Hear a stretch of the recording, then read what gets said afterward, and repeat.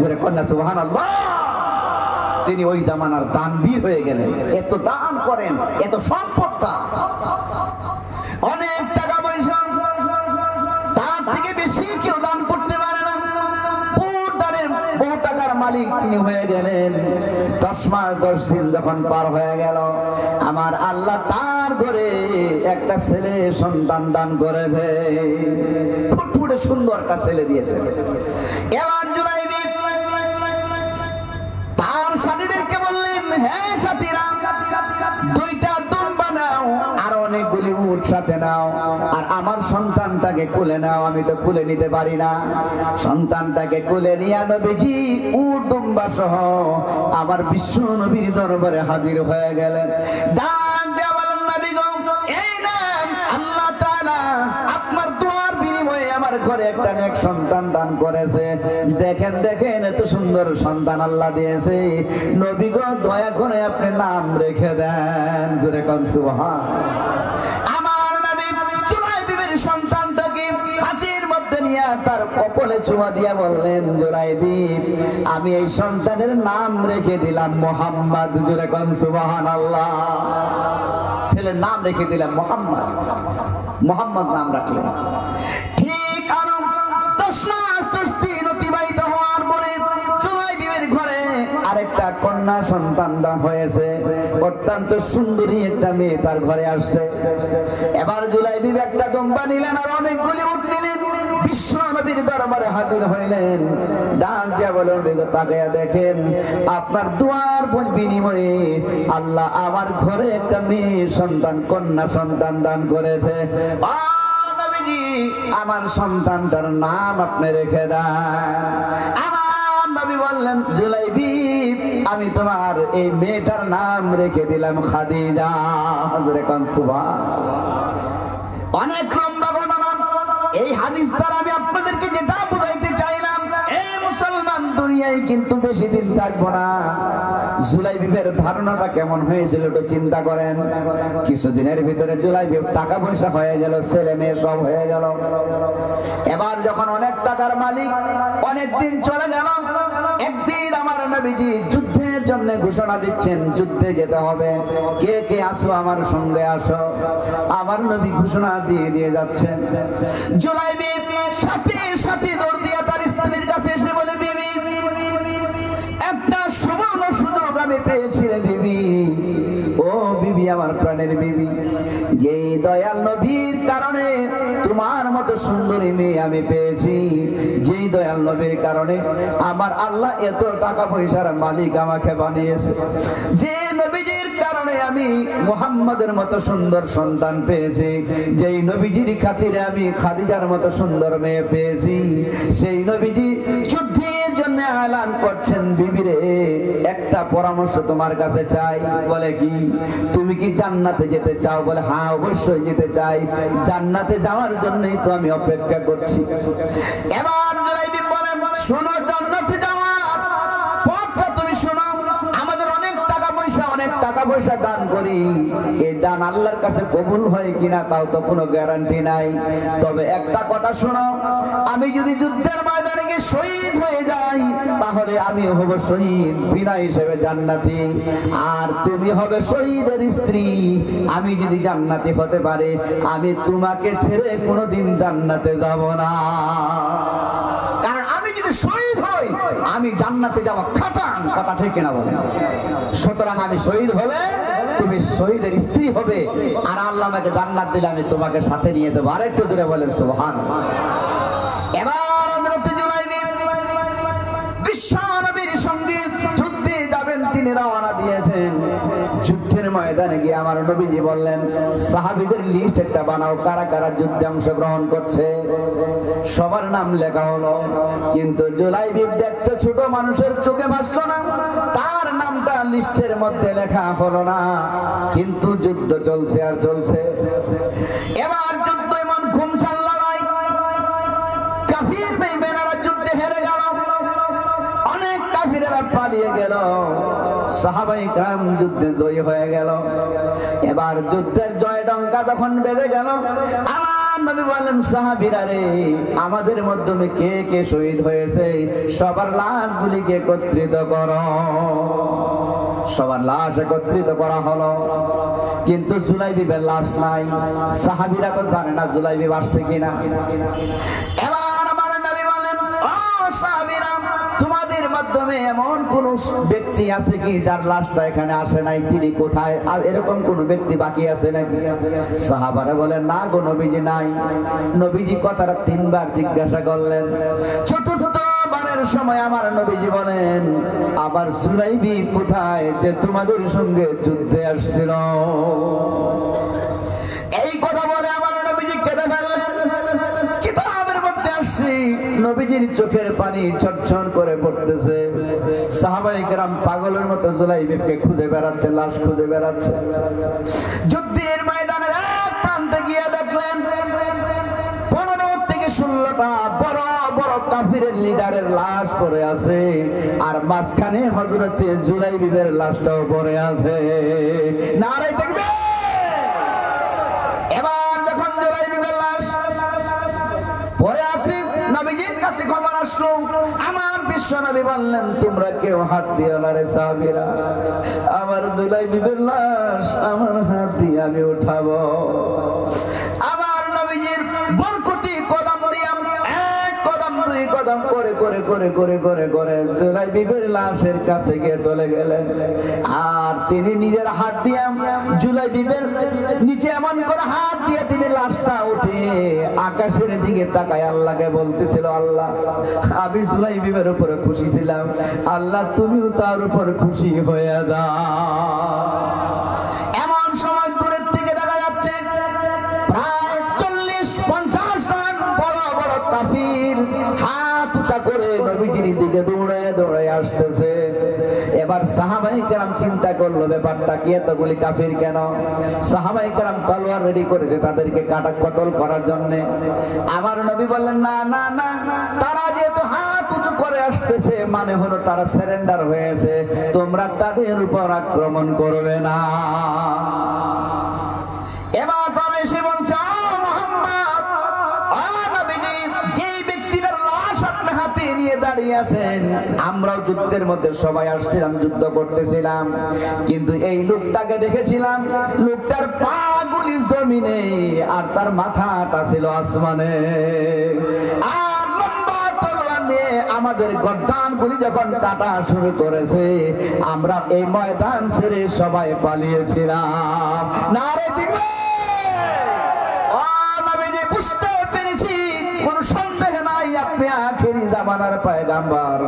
আপনার প্রেমে পড়ে একজন ব্যক্তি যদি এত বরকতি হতে পারে, এত ইজ্জতি হতে পারে গো নবীজি, নবীজি, আমরা কেন বরকত থেকে দূরে থাকবো? আর দেরি করবেন না, আমাদেরকে কালিমা পড়ে মুসলমান বানায় না। নারে তাকবীর! বন্ধুগণ আমার, এই হাদিসটা শোনানোর উদ্দেশ্য না, এই যে মাদ্রাসা আপনাদের এলাকায় আছে রে মুসলমান, মাদ্রাসার ছাত্ররা লজিং এ থাকে, লজিং বাড়িতে থাকে। আমরা এক জামানায় লজিং বাড়িতে ছিলাম, আমরা এক সময় মানুষের বাড়িতে খাইতাম, লজিং খাইতাম। এখন যদি সেই লজিং মাস্টাররা যদি দেখে, এত খুশি হয়, ডাক দেয়া বলে, হুজুর, ও হুজুর, এমন করে ডাকে। আমি বলবো, না না, আমাকে হুজুর বলে ডাকবেন না। ছাত্র জামানায় আমাকে যেভাবে আনোয়ার বলে ডাকতেন, সেভাবেই ডাকলে আমি খুশি হই।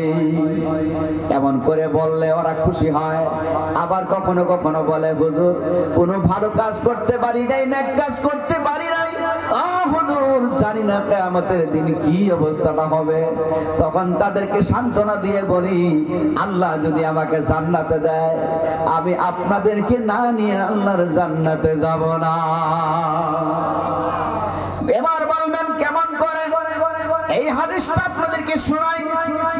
এটা হলো এমন করে, এই যে ছাত্রগুলি মাদ্রাসায় পড়ে, আমাদের সকলের বাবা মা আছে, অনেকে বাবা মার দিকে তাকাইতে চলে আমরা দেখতে পারি, মাদ্রাসার মাসুম বাচ্চা রাতের বেলায় যখন বাবায় দেওয়া বালিশের গাঁটটিটা যখন খোলে, মা বাড়ি থেকে মুড়ি দিয়ে দেয়, খই দেয়, চিরা দেয়, বিস্কিট দেয়।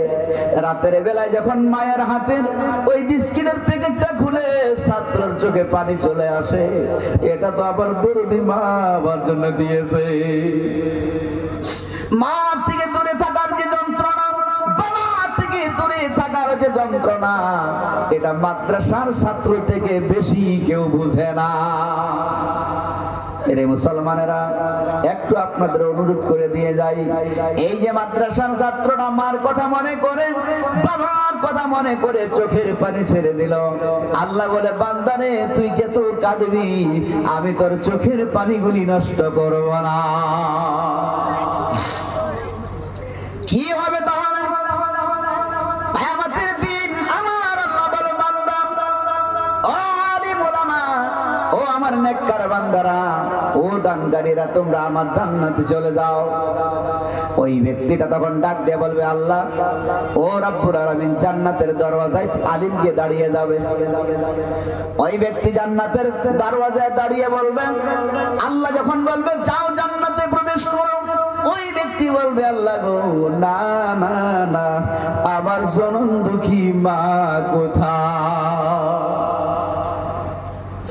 যে মা 10 মাস 10 দিন গর্ভে ধারণ করে মা কষ্ট করেছে, পুষ মাসে শীতে মায়ের কুলিকাকে পেশাব করে দিয়েছি। এ মুসলমান, মা সন্তানকে গর্ভে ধারণ করার যে কষ্ট সারা জীবন বর্ণনা করেছি, আমি অনুভব করতে পারি নাই। এবার কিন্তু আমি অনুভব করেছি আমার স্ত্রীর বেলিকায়। আজ থেকে 15-20 দিন আগে মহান আল্লাহ দয়া করে আমাকে একটা পুত্র সন্তান দান করেছে। এই সন্তান যখন আমার স্ত্রীর গর্ভে ছিল, আমি দেখেছি গরমের সময় আমার স্ত্রী কখনো বিছানায় শুয়ে পড়ে আবার দাঁড়ায়, ছটফট ছটফট করে। ভাত খেতে দিলে পেট ভরে খেতে পারে না, সামান্য খেয়ে বলে আমার পেট ভরে গেছে।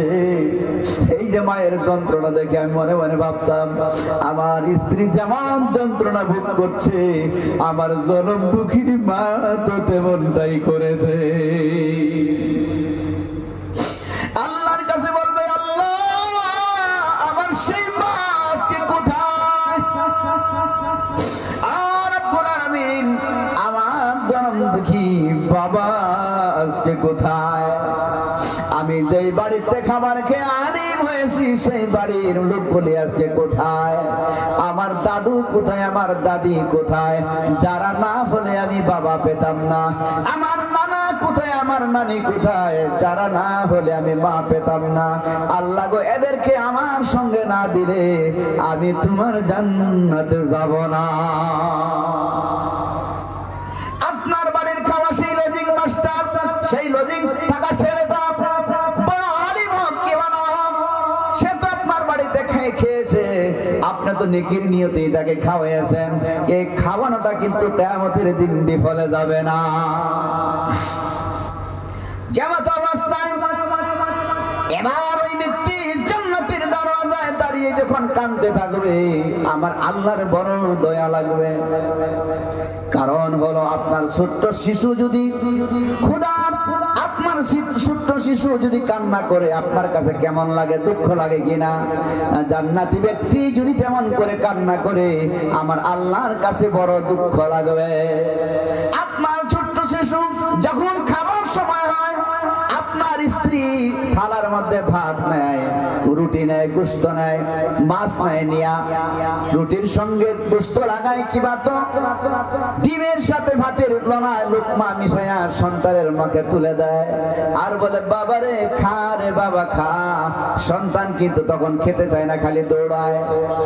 মা সন্তানের পিছনে পিছনে দৌড়ায় আর বলে, বাবা খা, তোকে নানার বাড়ি নিয়ে যাব, খা, তোকে আমি বাজারে নিয়ে যাব, এটা কিনে দিব, সেটা কিনে দেব। এমন করে বাহানা দিয়ে দিয়ে সন্তানকে খাওয়ায়। এবার বলেন, খাইলে সন্তানের লাভ হয় না মা বাবার লাভ হয়? সন্তানের লাভ হয়। ঠিক তেমন ভাবে কিয়ামতের দিন আমার আল্লাহ জান্নাতি ব্যক্তিকে খুশি করার জন্য যাহা কিছু করা দরকার, আল্লাহ সব কিছুই সেদিন করবে। একটু জোরে বলা যাবে কি সুবহানাল্লাহ? এবার আমার আল্লাহ রাব্বুল আলামিন বলেন, তুমি যাদের কথা বলতেছো তারা তাদের গুনার কারণে জাহান্নামের আগুনে জ্বলে পুড়ে ছাই হচ্ছে। ওই ব্যক্তি অস্থির হয়ে যাবে, না আল্লাহ না, এটা কেমন কথা শোনাইলা গো আল্লাহ। এমন সময় আল্লাহ বলবেন, বান্দা যাও যাও জাহান্নামে ঢুকে পড়ো, আর জাহান্নাম থেকে তোমার যাকে পছন্দ হবে, তুমি যেই বাড়িতে খাবার খেয়ে আলিম হয়েছো তারাও সেখানে গেলে পাবে। তোমার যাকে পছন্দ হয় তাদেরকে জাহান্নাম থেকে বের করে নিয়ে আসো। ওই ব্যক্তি বলবে, আল্লাহ কেমন করে জাহান্নামে যাব? আল্লাহ বলবে যে সামান্য পানি দিলাম, পানিটা গায়ের মধ্যে সুন্দর করে লাগাও। ওই ব্যক্তিরা পানিটা শরীরের মধ্যে লাগাবে, জাহান্নামে ঢুকে পড়বে। আর জাহান্নাম থেকে বের হবে, সবাইকে টেনে টেনে বের করবে, বাবা মা আত্মীয় স্বজন সকলকে বের করবে। আপনার করইগুড়ি এলাকার যেই বাড়ির মধ্যে যে ছেলেটা খেয়ে বড় আলিম হয়েছে তারাও সেদিন এই করইগুড়ি মানুষদেরকে সেদিন টেনে টেনে বের করবে। যখন জাহান্নাম থেকে বের করবে, তাদের শরীরে আগুনের পুরা গন্ধ বের হবে। আল্লাহর বান্দা ডাক দিয়ে বলবে, আল্লাহ এদের শরীরে জাহান্নামের গন্ধ কেন গো আল্লাহ? আমার আল্লাহ বলবেন, ফেরেশতারা আর দেরি করো না, আমার জান্নাতি পানির দ্বারা এদেরকে গোসল করায়া দাও। জান্নাতি পানির দ্বারা গোসল করানো হবে, শরীর থেকে জাহান্নামের গন্ধ চলে যাবে। এবার আমার আল্লাহ বলবে, ও বান্দা আর দেরি করিও না, এদেরকে নিয়ে তুমি জান্নাতে যাও। ওই ব্যক্তি আবার সিজদায় পড়ে যাবে, ডাক দিয়ে বলবে, আল্লাহ মাবুদ একটা কথার জবাব না দিলে আমি তোমার জান্নাতে যাব না। আমার আল্লাহর পক্ষ থেকে বলা হবে, সেটা কি কথা রে বান্দা, কি বলতে চাও? বান্দা বলবে, আল্লাহ গো এটা কেমন পানি তুমি আমাকে দান করেছো? যে পানিটা শরীরের মধ্যে লাগাইলাম, জাহান্নামের ভিতরে ঢুকে বললাম, জাহান্নামের আগুন আমাকে জ্বলাবে দূরের কথা, আমার একটা পশমও স্পর্শ করতে পারে নাই। এটা কেমন পানি গো আল্লাহ, পানির পরিচয় দাও, নাইলে তোমার জান্নাতে যাব না। আল্লাহর কুদরতে হাত দিয়া বান্দার চোখের পানিগুলি মুছবে আর বলে, বান্দারে কাঁদিস না রে বান্দা, দুনিয়ায় থাকতে তুমি মাদ্রাসা পড়তে গিয়ে দুঃখে কান্না করেছিলে, মা বাবার কথা স্মরণ করে কান্না করেছিলে, তুমি যে কষ্ট করে আলিম হয়েছ, তাহাজ্জুদের নামাজ পড়ে তুমি কান্না করেছো, নবীর প্রেমে কান্না করেছো, জাহান্নামের ভয়ে কান্না করেছো, আমাকে পাওয়ার জন্য কান্না করেছো, ইলম অর্জনের জন্য কান্না করেছো। ওই কান্না করা চোখের পানিগুলি আমি নষ্ট করি নাই রে বান্দা। নারায়ে তাকবীর। মুসলমানেরা বলতেছিলাম, এই যদি আপনার এক টাকার দ্বারাই যদি সহযোগিতার মাধ্যমে একজন ছেলে আলিম হয়, একে উসিলা করে আমার আল্লাহ আপনাকে জান্নাত দিবে। যেরকম সুবহানাল্লাহ। আপনার দান বিফলে যাবে না। আমি বলে যাচ্ছি আজকে আপনাদেরকে, আসামের জমিনে গোটা ভারতেই যেভাবে আল্লাহর গজব নেমে আসতেছে, আমাদের প্রত্যেক সম্পত্তিগুলিকে কেড়ে নেওয়ার যে তারা ষড়যন্ত্র করছে, ওয়াকফ বিল তারা বাড়াচ্ছে, এইভাবে যদি ওয়াকফ বিল তারা যদি পাস করে ফেলে, জানবেন এই রকম ময়দানে জীবনেও আর বসা সম্ভব হবে না। এই প্রত্যেকটা মসজিদ তারা তালা লাগাবে, ক্লিয়ার বলে যায়, প্রত্যেকটা মসজিদ তালা লাগাবে, মাদ্রাসা বন্ধ করে দেবে, কারণ সরকার এগুলো ওয়াকফ সম্পত্তি তখন সরকারের হয়ে যাবে, তাতে আপনার কোনো অধিকার থাকবে না। ওরা হয়তো দুপুর বেলা একবার খুলে দিবে, যে দিনের মধ্যে একবার মসজিদে নামাজ পড়তে পারবে, 4 বার মাইনাস। বিশাল আকারের গজব আসতেছে মুসলমান। এই গজব আযাব থেকে যদি বাঁচতে চান তাহলে একটাই বুদ্ধি, সেটা আমার নবীজি বলেছেন, আস-সাদকাতু তারুদ্দুল বালা ওয়া তাযীদু ফিল উমার। সদকায়ে দানে মানুষের মুসিবতগুলিকে দূর করে দেয়, বিপদগুলিকে দূর করে দেয় এবং হায়াত বৃদ্ধি করে দেয়। জোরে বলেন সুবহানাল্লাহ। আর একটু জোরে বলেন সুবহানাল্লাহ। আমরা কি চাই যাতে এই গজব থেকে আমরা দূরে থাকি? কারা কারা চাই হাতটা তুলে দেখাই। মাশাআল্লাহ, নারায়ে তাকবীর। আল্লাহ তুমি সকলকে কবুল আর মঞ্জুর করো। বন্ধুগণ আমার পরে বড় বড় কারি সাহেবরা রয়েছেন, কাশ্মীর থেকে আসছেন, উত্তরপ্রদেশ থেকে আসছেন, বহুত বড় বড় কারি, যাদের তেলাওয়াত শোনার জন্য আমরা বসে আছি, যাদের তেলাওয়াতে আত্মা তাজা হয়ে যায়, কলব তাজা হয়ে যায়, তিনারা আসতেছেন, তিনারা তেলাওয়াত করবেন। আজকে এই যে কারি সাহেবরা আসছে আপনাদের এই মাদ্রাসার উসিলায়, কথা ঠিক কিনা বলেন? এই মাদ্রাসার উসিলায় এসছেন, আর আমি আপনাদের মাদ্রাসায় কদম রেখে আসছি। আমি দেখে আসলাম, হইতে পারে মাদ্রাসার ঘরগুলি ভাঙাচোরা জীর্ণ শীর্ণ, কিন্তু মাদ্রাসার সাথে একটা মদিনার কানেকশন আছে ইনশাআল্লাহ।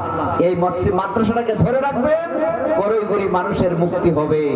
যেদিন থেকে মাদ্রাসাকে আপনারা ছেড়ে দিবেন, জানবেন আল্লাহর গজব থেকে রেহাই পাওয়া যাবে না। সুতরাং এই মাদ্রাসার জন্য আমি আপনাদের কাছে একটু আজকে মুসাফির হিসাবে আল্লাহর ওয়াস্তে আমি একটু দান চাইবো। আপনারা সকলে দিবেন তো ইনশাআল্লাহ? কারা কারা দিব হাতটা তুলে দেখাই, কারা কারা দিব হাতটা তুলে দেখাই, নারে তাকবীর। আল্লাহ যারা হাত উঠাইলো না সবাই হাত উঠান ইনশাআল্লাহ। আল্লাহ তুমি কবুল করো, আল্লাহ তুমি কবুল করো। একটা করে টাকা হলো সবাই দিয়ে যেতে হবে, আজকে কেউ খালি ফিরবো না। এখনই কারি সাহেবরা আসবেন, তেলাওয়াত করবেন। গেটের সামনে দাঁড়ায় থাকা ভাইজান এদিকে চলে আসেন, তাড়াতাড়ি করে একটু সবাই সামনের দিকে আসেন, একটু জিকির করেন, আর সামনের দিকে আসেন। লা ইলাহা, আসেন সামনের দিকে আসেন। ইল্লাল্লাহ, লা ইলাহা ইল্লাল্লাহ। আসেন না ভাই, একটু সামনের দিকে আসেন সবাই। এই গেটের সামনে লোকগুলি কেন দাঁড়ায় আছে এরা? লা ইলাহা ইল্লাল্লাহ, লা ইলাহা ইল্লাল্লাহ বলো রে আমার মান। লা ইলাহা ইল্লাল্লাহ বলো রে আমার মান। এ মুসলমানরা বলতেছিলাম, এই দুনিয়া যাদের 60 বছর হয়ে গেছে, জেনে রাখবেন আপনার সময় শেষ। হাসরের দিন এত লম্বা হবে, দুনিয়ার 50,000 বছর একত্রিত করলে যেত লম্বা হবে, হাসরের একটা দিন অত লম্বা হবে, হাসরের একটা রাত অত লম্বা হবে। ওই অনুপাতে এই জমিনের মধ্যে কেউ যদি 60 বছর বাঁচে, হাসরের দিনের তুলনায় ওই ব্যক্তি যেন 2 মিনিট সময় বাঁচল। কয় মিনিট? 2 মিনিট। ভাইজান আমার, আমরা কিন্তু বহু বিপদের সম্মুখীন হতে যাচ্ছি। কিছুদিন পরে দেখবেন আমরা শুনবো, হুজুর বিয়ে করেছি সন্তান নাই। অনেকে বলবে হুজুর গো চোখে দেখি না, অনেকে বলবে হুজুর কথা স্মরণ থাকে না, অনেকেই বলবে হুজুর শরীরের শক্তি নাই, অনেকে বলে হুজুর শরীরের ব্যথাই কুলাইতে পারি না। এগুলা শুরু হয়েছে কিনা বলেন? জোরে শুরু হয়েছে কিনা বলেন? এগুলি কিসের থেকে শুরু হয়েছে জানেন? এগুলো অনেক কথা আছে। এই যে গজবগুলি চতুর্পাশ থেকে আসতেছে, আল্লাহ যেন এই গজবগুলি সদকার বিনিময়ে দূর করে দেয়, এটা চাইতো সময়। আল্লাহর নবী যে বলেছেন সদকা মানুষের মুসিবতকে দূর করে দেয়, এই কথার প্রতি কি সকলের বিশ্বাস আছে? কার কার আছে হাতটা তুলে দেখে, কার কার বিশ্বাস? নারে তাকবীর। মাশাআল্লাহ মাশাআল্লাহ। বন্ধুগণ আমার, আপনাদের কাছে একটু অনুরোধ রাখবো এখন শেষের বেলায়। অনেকের মা দুনিয়ায় নাই, অনেকের বাবা দুনিয়ায় নাই। কখন যে আল্লাহ আজরাইল পাঠিয়ে দিবে, কখন মৃত্যুর ঘন্টি বেজে যাবে, কখন যে আমরা কবরে চলে যেতে হবে জানি না। অথচ আমরা জানি না যে আমরা কোন পথে চলছি, বুঝতেই পারছি না। জেনে রাখবেন, আমি অনেক কথাটা অনেক সময় বলে থাকি যে আজরাইল আলাইহিস সালাম যেখানে বসে থাকে সব সময়, আজরাইল আলাইহিস সালামের সামনে একটা বিশাল বড় টেবিল আছে, যেই টেবিলটার 70,000 পায়া লাগানো। তাহলে কত বড় টেবিল? আর সেই টেবিলটার পাশে একটা বৃক্ষ আছে, গাছ আছে, সেই গাছটার নাম হলো হায়াতুস শাজারা। আর যখন কোন ব্যক্তি দুনিয়ায় জন্মগ্রহণ করে, ওই ব্যক্তির নামে ওই গাছে একটা পাতা গজায়, আর ওই পাতার মধ্যে লেখা থাকে তার কোন দিন মারা যাবে, তারিখ, সন, একবার সময় সব লেখা থাকে। আর যখন পাতাটা ফুটে, আজরাইল তার বড় ভলিউম টেবিলের উপরে, এবার 70,000 পায়া বিশিষ্ট টেবিলটা কত বড় হতে পারে? 70,000 পায়া বিশিষ্ট টেবিলের পায়া তো একটা সঙ্গে একটা লাগানো থাকবে না, বহুত দূর দূর একটা থাকবে, ঠিক কিনা বলেন? সেই পায়ার পাশে একটা চেয়ার আছে, 70,000 মানে পায়া বিশিষ্ট চেয়ার টেবিলের সাথে ম্যাচিং করতে গেলে চেয়ারটা কত বড় লাগবে? এরকম বড় হলে হবে কি? আল্লাহ হয়। তাহলে আজরাইল কত বড় একটু মনে মনে মাপ করেন। সে আজরাইল সেই পাতাটা দেখে তার ভলিউমে লেখা, কি রে কার না আবার সলিমুদ্দিন লেখেন, মারা যাবে কত তারিখ, এত তারিখ, এত সনে, এত সময় লেখেন।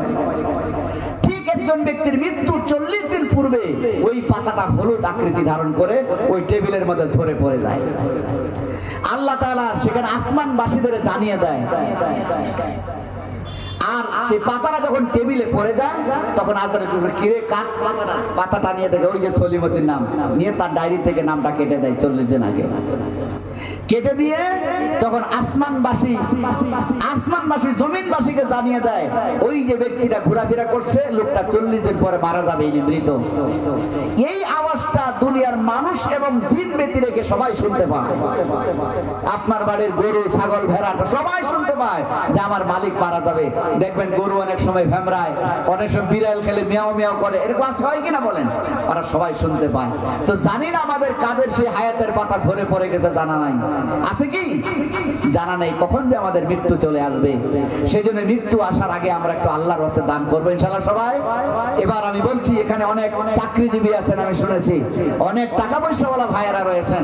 আমি মুসাফির মানুষ, মুসাফিরের দোয়া আল্লাহর দরবারে মঞ্জুর হয়, এটা তো বিশ্বাস করেন? কারণ এটা আমার নবীজির কথা, মুসাফিরের দোয়া আল্লাহর দরবারে মঞ্জুর হয়। বন্দুকের গুলি মিস হতে পারে, আমার নবীর কথা মিস হতে পারে না। সুতরাং আমি মুসাফির মানুষ, মুসাফিরের দোয়া আল্লাহর কাছে কবুল হয়। আমি অনুরোধ করছি আজকের এই মাহফিলে, এই জান্নাতি বাগানে কোরআনে কারীমের তেলাওয়াতের মাহফিলে আল্লাহর অগণিত রহমত বরকতের ফেরেশতারা এসেছেন। সবাই দেখবেন সকলের সামনে আপনি মাদ্রাসার জন্য দান করবেন। বিশাল খরচ, এই যে আপনারা মাইকিং, প্যান্ডেলিং, হ্যান্ডবিলিং অনেক কিছু করেছেন, এত বিশাল প্রচার করেছেন, বহুত খরচ হয়েছে ভাই। অনেক লোকের শক্তি আছে 500 টাকা দেওয়ার, দিলেন আপনি 5 টাকা। যখন বলে আরো দেন তখন একবার